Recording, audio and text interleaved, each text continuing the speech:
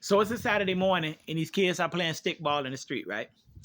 And if you don't know what stickball is, it's kind of like baseball, but you don't play it in the park, you play it in the street. And instead of having like a bat, you have like a mop stick handle or a broomstick handle, hence the name stickball, right?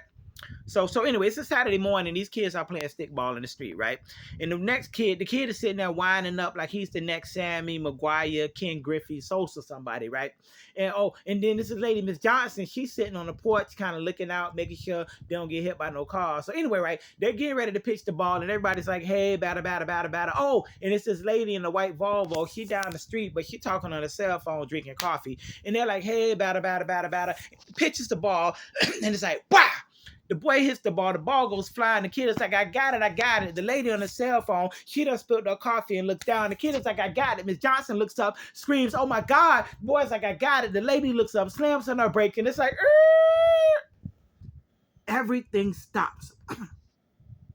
And right now, you're probably wondering if the boy got hit by the car or not.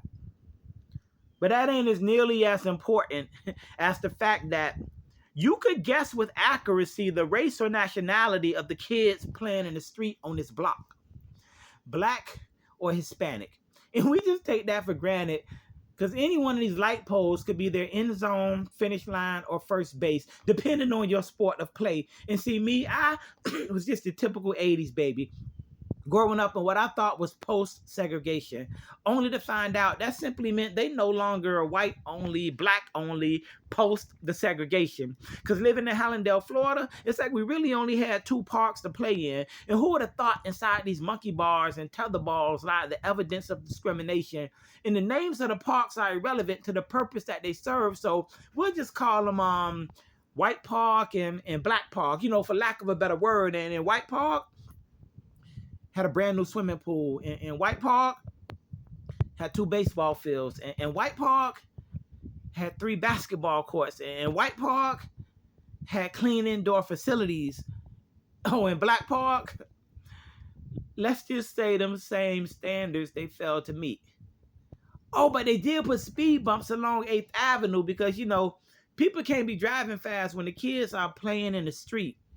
And these inequalities run deep, and everybody's got their hand in, from the mayor to civil engineers and city planners. So unless you get rich like Bill Gates, you're going to be stuck here when they build these gates to keep us in their so-called city projects. Got minorities living up in these projects, and it gets scarier because they might show you pictures of those beautiful Florida beaches on postcards, but believe me, every city in the Sunshine State got a black area. And it's usually right next to the warehouses and the cemeteries. It's like they playing in our streets. So that term wrong side of the track ain't just a figure of speech. There are unspoken boundaries all around me. Just go into any white or black community, compare and count the number of bus stops that actually have a bus bench for the elderly to sit. Then you tell me if the amount of dollars they spend truly makes sense. And these banks and finance companies build an invisible fence. Like you get denied on a mortgage loan on anything outside of that African American residential zone, and the county property appraiser will strip our equity by undervaluing our homes. You need to tell them to leave your streets alone. And by the way, the boy did not get hit by the car.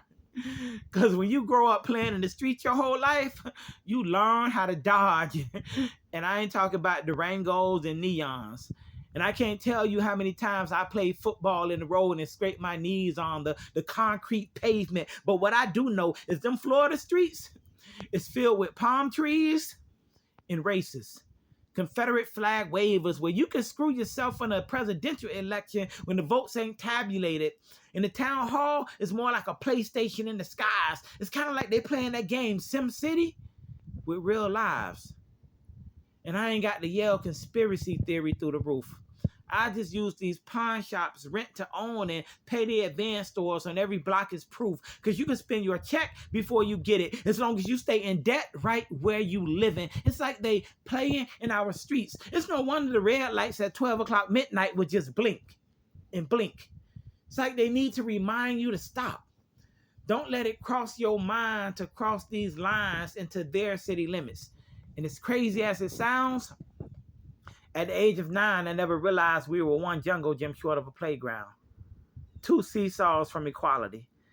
And if it take the city another 3 months to fix these potholes, oh, we gonna have a problem. I'm talking about marches and picketing, signing petitions and boycotting businesses. Ali is spitting this for every town with a white and black pog, for every child whose knees done got scarred, for every game of stickball interrupted by cars, for Ms. Johnson standing on watch. You need to call your elected officials and demand that they stop playing in our streets. Stop playing in our streets, and then maybe, just maybe, our kids will stop playing in the street.